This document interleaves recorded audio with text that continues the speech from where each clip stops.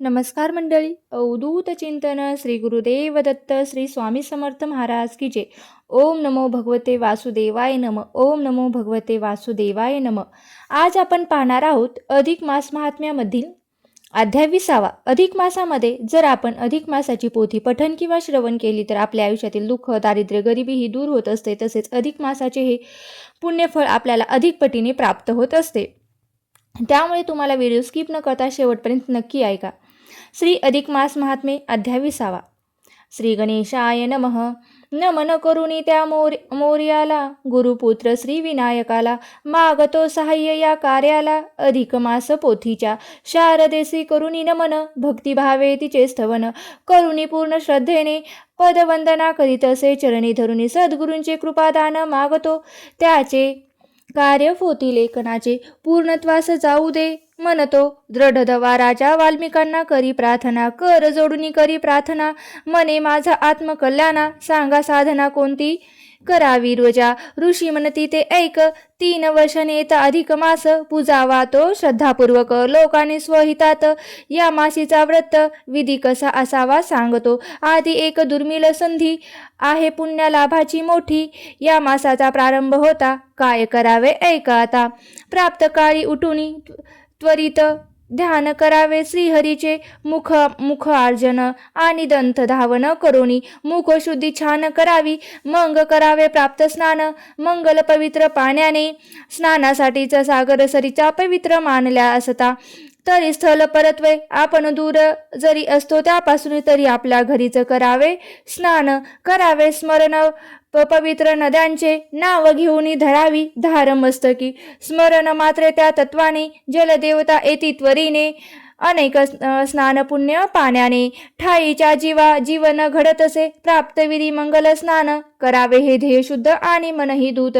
वस्त्राते नेसुनी बसावे पूजनासी पूजकाने, पूजा बैठक असावी सुंदर, पूर्वाभिमुख आणि उत्तराभिमुख. अंगुलीत घालून पवित्रक आचमन करावे विधिवत. संकल्प तो करावा मग, गंधाचा टिळा लावावा, शांत प्रसन्न मन आठवावे भगवान श्री पुरुषोत्तमास.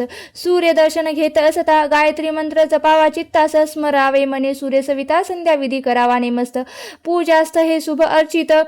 तसेच करावे सुशोभित, शुभासनी करावी स्थापित. एक सुंदर कलश, तो कलश सुवर्ण या चांदीचा, ताम्र अथवा मृतिकेचा नसावा, मळकट आणि छिद्रे असलेला, तीर्थातून आणलेला असावा. कलशमुखी विष्णूचा वास, कंठी त्याच्या रुद्रनिवास, मूळ भागी ब्रह्मदेव, खास करी वस्ती कळसाच्या. सप्त नद्यांचे पवित्र पाणी मंत्र उच्चाराने वाहवाहुनी भरलेल्या कळसावर मध्यस्थी. एक पाठ ठेवावे सुंदर, त्या पाठावर सुवर्णाची मूर्ती ठेवावी श्रीहरीची, राधे सहित श्रीकृष्णाची पुरुषोत्तम स्वरूपात. भक्तियुक्त अंत करणारे पूजावे देव पूजास्थानी. सर्वोपचार ते पूजोनी, करावा नैवेद्य आरतीसह. भक्तिभावाने पूजा प्रार्थना करुनी, त्या राधाकृष्ण समर्पावी. हरिचरणी सेवा आपली प्रेम भरे अर्पावी. त्या पुरुषोत्तम मासाची अधिक मासी नित्य पूजा करावी ऐसी. भक्तिभावे त्या श्रीहरीशी आळवावे प्रेम भावे. प्रसन्न होता तो पुरुषोत्तम, घडे संसार तो उत्तम. अंती जीवास मोक्षधाम, मिळे हरी कृपेने सहजची. संसार अनेक जन्म मरणाचा तुठे, सर्व बंध याने करी जीवाची सोडवणूक 184 फेऱ्यातून. या पूजनाची फलश्रुती उपासका काय मिळते, स्वजनांच्या होती गाठी भेटी. द्रव्य मिळे मोडलेले घर उभे राही, सुपुत्राचा लाभ घडेल. पुनरूपी मृत्युदेह मिळेल, हरिचरण जोडावया. मृत्युदेही धर्माचरण करिता, धर्म रक्षते प्राप्त होय ज्ञान. ज्ञाने भेटे श्रीहरी ज्ञाना, जे करी दूर अज्ञान. असावे असे शुद्ध ज्ञान, ज्ञाने मनी वैरक्ती जाणून. परमार्थ तो घडवावा उत्तम, जीवास पडता मरण मिठी कोणी नाही त्या संगती. सारेच ते मागे राहती, एकट्यालाच पुढे प्रवास करती. अंती त्या प्रवासात पुण्याची फक्त सोबत मिळे. हरिनाम जपले मुखात, तोच सोबत येत असे मन नेहमी धन मान आणि सत्ता नाही येत संगती शेवटी. माझे म्हणून जरी जोडले तरी नाही त्याचा उपयोग काही. बालपण आणि तारुण्यात संपता पुढे ग्रासे वार्धक्य जाण. ना व्याधी देहा लागून जीवात जर करिता भारी. मुठीतली वाळू गळते तशी मुठ रिकामी कधी होते हे कळेना. आयुष्य सरते तसेच काही सत्य जाणावे हेची म्हणा. काळ रूपे सरपे जिला धरले तो बेडूक जीवन रूपी जाणा. काळ मुखातून सुटला सांगा प्राणी तो कोण आहे जगी. जो जगी जन्मला तोने मृत्यूने ग्रासला. त्यातून नाही कोणी सुटला याचा विचार करावा मनी. एका त्या हरी वाचून अन्य कोणी रक्षण करता नाही आपला. धावून येई संकटी तोच विवेक हा राखावा मनी. म्हणून आठवावा श्रीहरी जो की दिनांचा कैवारी. तोच सोडवणूक करी बुद्ध आशा जीवाची. म्हणून चित्त हरिचरणी लावावे उपासनेच स्वधर्माच्या धरावे. आत्मउद्धर करणे चित्त लावावे त्या धर्माकडे. धन जरी गाठी होते सत्पात्रे सत्पात्रे शोधून दान करावे. नाना प्रकार दानाचे असती. द्रव्य वस्त्र कोणी देती. अन्नदान कोणी करीती. कोणी विद्यादान देती जगा. दानात आज द्यावे जे काही अधिक पटीने द्यावे. जे पेरावे तेच उगवावे हा निसर्ग नियम जाणावा. अधिक मासाचे हे महिमान या मासीचे स्नानदान घडे. जीवाच्या हातून जप पूजा उपासना त्याचे पुण्य फळ म्हणे. अनेक पटीने घाले पत्री उदक वरी त्याचा सांभाळ करी. संकष्टी उडी घालून या रक्षण करिता तो श्रीहरी. तीर्थामध्ये गंगा श्रेष्ठ धेनून कामसेंदू वरिष्ठ. धनुर्धुरात अर्जुन बलिष्ठ. मासात या हा श्रेष्ठ असे अन्न कोणत्याही मासाची बरोबरी न होई अधिकाची. अधिक मास अधिक फलाची प्राप्ती करून देई जाणा. या मासात वाल्मिकी सांगती दृढ देवा सांगती. सेवा करी या अधिक मासाती गत जन्मीचे करी स्मरण. जरी करशील काही साधन तरीही अंती तो श्रीहरी धावून येईल तुझं रक्षया. या ब्रह्मांड नारद पुराणीचा अनेक व्रताचरणाचा अधिक मास महात्म्याचा पूर्ण येथे झाला.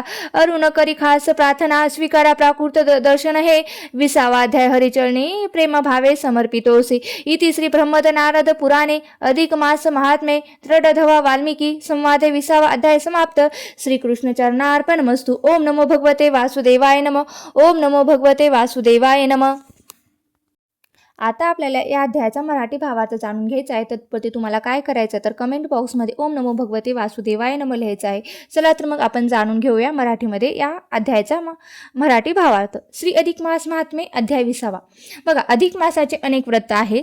अनेक व्रत बघा आपल्याला आपल्या गतजन्माची सारी कथा समजल्यावर तो शुक कोण आहे, त्याने आपल्याला का जागवले, त्या जागवण्याचा हेतू काय होता हे ज्ञात झाल्यावर दृढधवा राजाने वाल्मिकी ऋषींना स्वकल्याणाचा मार्ग विचारला.